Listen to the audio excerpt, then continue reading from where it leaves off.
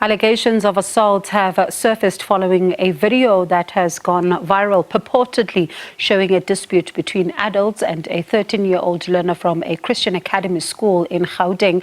Let's give you some context now. We're speaking to Gauteng Education Spokesperson Steve Mabona, who joins us live now. Steve, of course, before we get into our conversation, I'm being told to tell you that that is the best framing of a picture for a live interview, and thank you for that. Moving on, let's start then with this particular story. We're looking at it and we're seeing a 13-year-old, there's an altercation, parents are there. We understand that the context is around the dreadlocks that this child, bears, that hairstyle, the school doesn't want it. What exactly happened there? Well, thanks very much. Good evening to you and to all our viewers.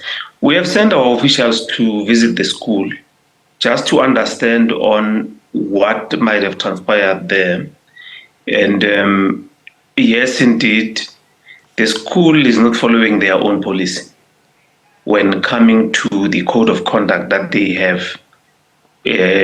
So what we did was that we encourage our officials to go back to the school, assist them to understand their policy, and implement it as per how it's supposed to be implemented.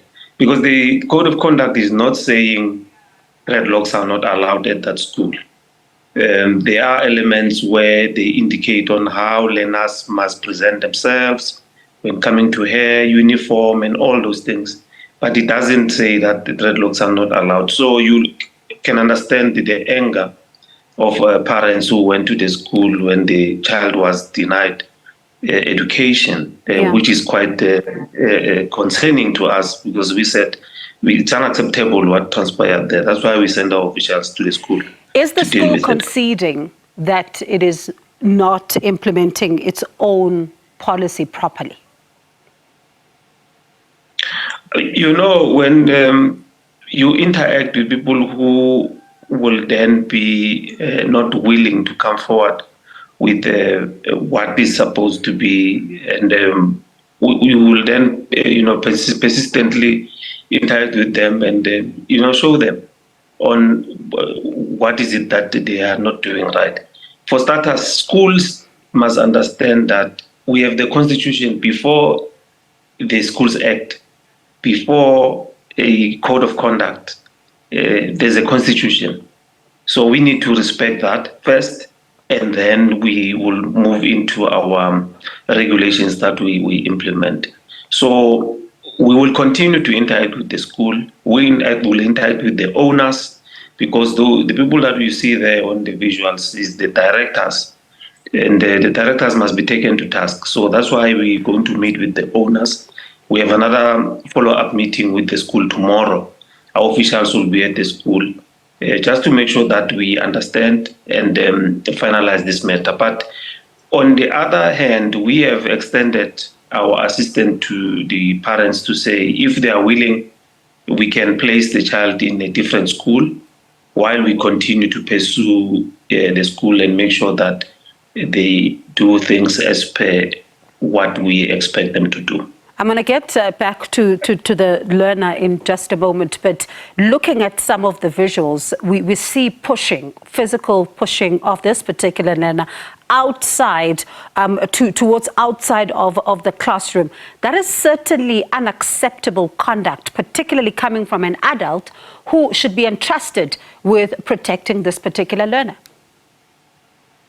Definitely, without a doubt, we condemn this in the strongest possible terms as a department, and hence we felt that we need to take the school, to task and work very closely with them and resolve this for the better of the other learners. Because now we have a school that has been, interrupted, and learners are losing out on education. On the other score, the school is actually being now operating illegally, because they decided to relocate from the original location that we know and decided to change their name. So we'll also be, working very closely with them to say, but you can't do that. So you have an option of complying or going back to where we know you were operating at. All right, but that is very serious, Steve, because then one wonders, what does it mean then for the learners who are at that particular school? If it's operating illegally, it's moved, it's changed its name. If they then are passing, for example, whatever grade, is it even valid? Yes, it will be valid because they are a registered school from the original processes that we granted them that registration certificate. So they decided to relocate, but because they were looking at the space, because when you compare the previous location and this current location, this one is quite bigger. Children have playgrounds, they can even play. Probably it was for a good cause, but they did it the wrong way. Hence, we feel that let's go closer to them without being punitive to a certain extent, because it's a school. Work with them and show them that things need to be done in the correct way. Hence, we will then be giving them those options. Now, one asks the question because, you think about the number of schools that are finding themselves in trouble when it comes to this hair policy.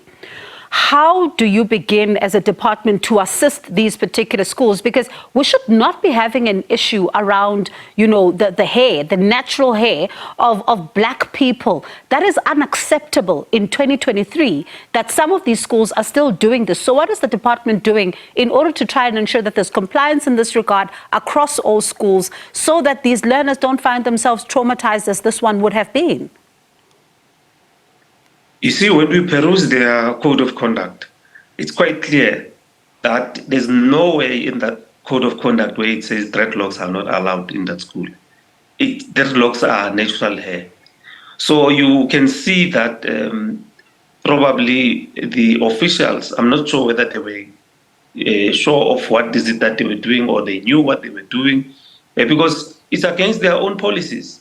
And which is policies that we contributed. You'll remember when we had these challenges of hair, we went to an extent of calling a summit where we interacted with the independent schools, their organizations, their authorities, their associations, and all of them to say, when coming to social cohesion, this is the path that we are moving into, because we saw an element of the hair policy which was unacceptable in most of these independent schools. Then we felt that let's intervene and make sure that we work very closely with them to show them on what is it that we need to do to find ourselves talking about hair instead of us talking about what is happening in the classroom. So we will go back when we see pockets of those that will then be happening. We'll go back to those schools and take them through the process, make sure that they adhere to their own policies, because when you look at the code of conduct, it's quite clear that natural hair is allowed at that school.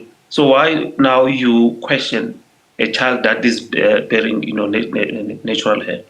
And I suppose then, Steve, because that should also, come with some kind of harsh action, especially when you think about how traumatized these young people now become post this, such incidents. And very briefly, we're out of time. How is she doing? Because that incident alone traumatized a lot of us who watched it. And I cannot even begin to describe or think about what she's going through.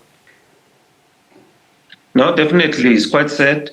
We've been interacting actually with the parent, and we have offered that if they are willing, we can remove the child from the school, but we gave them that option, but also extended our psycho support.